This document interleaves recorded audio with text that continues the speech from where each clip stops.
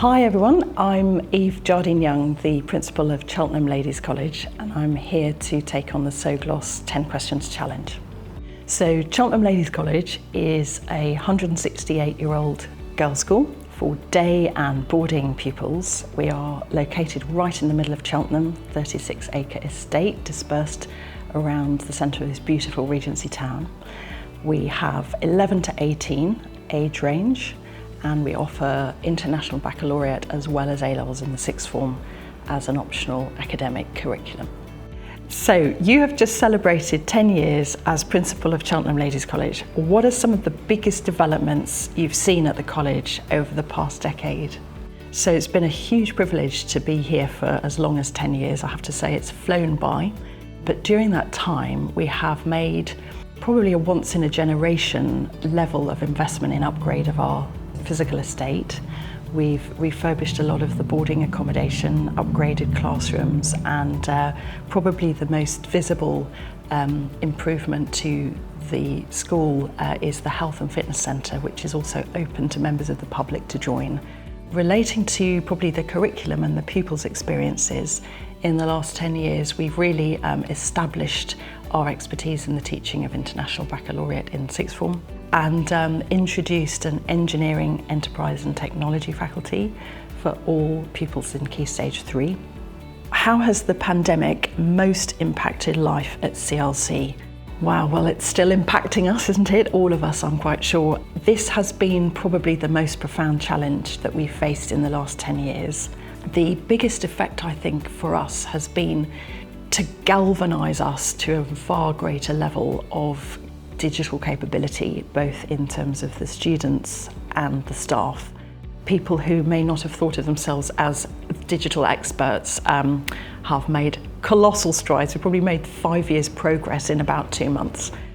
So how will CLC continue to provide pioneering girls' education for a new generation of students? With enthusiasm, that's the first thing. I think we have the privilege now of working at a time when we're teaching probably the best informed generation of young people that have ever lived.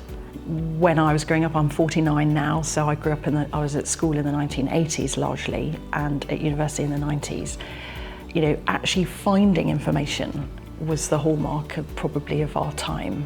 Now we've almost got the reverse problem. We've got so much information at the click of a finger, you know, that it's an information overload, and it's working out in the white noise of all of that information how to navigate through it without becoming overwhelmed, how to be discerning in the space in terms of things like authenticity of sources, or, you know, impartiality and accuracy, authenticity of material, credibility of what you might be reading online, and probably how to balance the relationship you have with technology.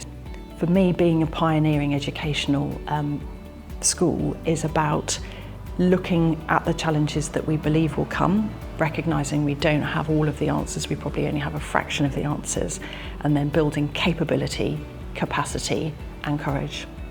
What are the main differences in teaching the current Generation Z or Z?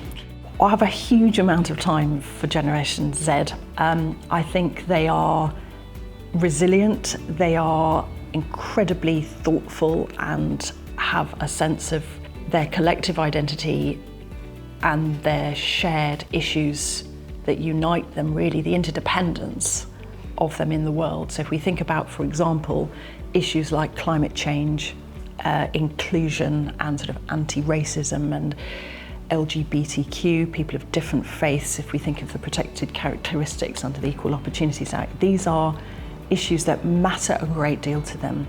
They are different because I think they challenge us more, they question more, they're better informed. They probably need us to believe in them because they also have a lot of challenges regarding mental health, pressure, growing up as a young person with social media and feeling like you're in a goldfish bowl. I believe they are just as capable, idealistic, hopeful, and filled with potential as any generation that has preceded them. And it's most importantly, we need to continue to talk to them and talk together rather than talk at each other. I think that's the way forward.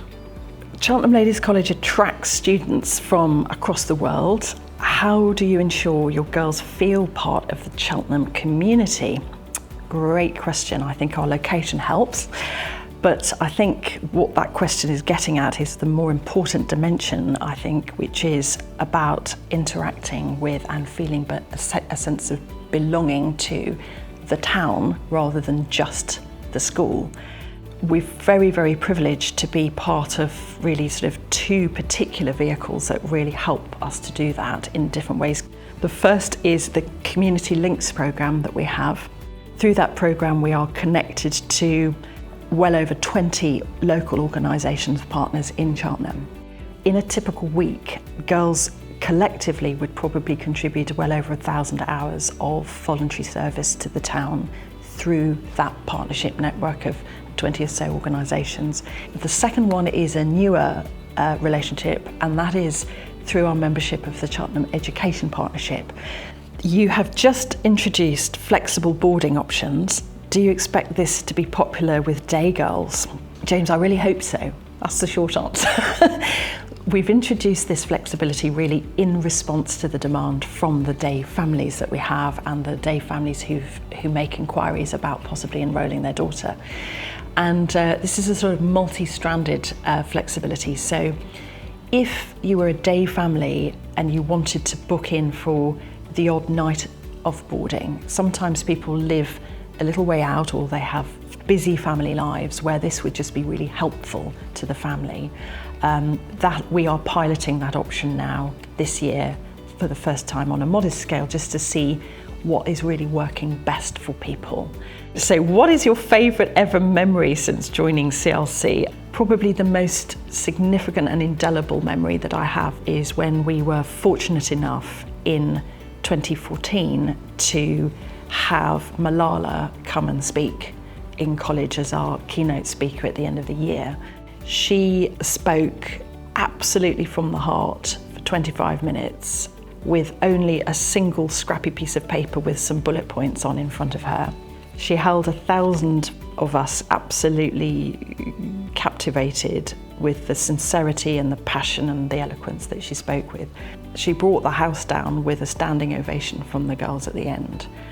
The electrifying memory of that moment and the inspiration that she gave them about what true courage really looks like, about what recovery looks like, and about why education, equality of opportunity for women in the world really matters. It's not a Victorian issue, it's a 21st century issue. It might not be in the UK, but it is elsewhere, and that they are part of the solution to that if they choose to be. That's the big memory I'll take with me. If you could give one piece of advice to your teenage self, what would it be? Don't sweat the small stuff, because done is better than perfect. Ultimately, people remember less about what you say and more about how you make them feel. What do you enjoy doing when you're not working? Most of it revolves around spending time with the people that I really love, but I particularly find that food for the soul features in what I find myself taking most pleasure in. Often it's with those loved ones, but not always. It's sometimes the company of oneself is where you get to do some good reflection about your life and about what really matters in the end. So what is your favourite thing about Gloucestershire? I've loved seeing more of Gloucestershire as a Deputy Lord Lieutenant for the county. For the last few years, I've had the great privilege of being part of that team. And it has afforded me the opportunity to meet people and go to places I might not otherwise have been able to do. There's also a wonderful, I feel a very emerging sense of the art of the possible. People who are very imaginative, very creative, wanting to work collaboratively together.